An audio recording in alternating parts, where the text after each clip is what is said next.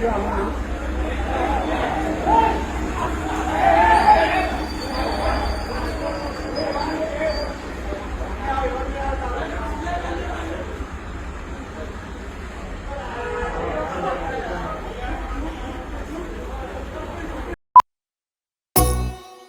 हुआ आपका कारोबार आजकल ठंडा चल रहा है शायद?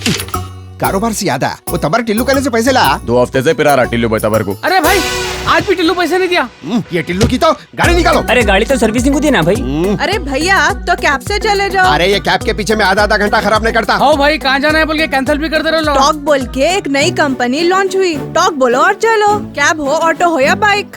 एक काम करो, जल्दी से एक ऑटो बुक करो। कई को बोले तो टिल्लू के गलियां पतले हैं।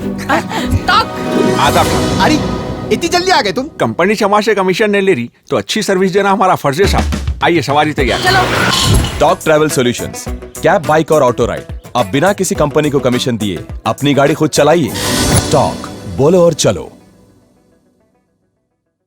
नाजरीन, इस खबरनामे के ताउन करदा इजी एक्सप्रेस 99 स्टोर, टोली चौकी, पोडियम मॉल, हैदराबाद।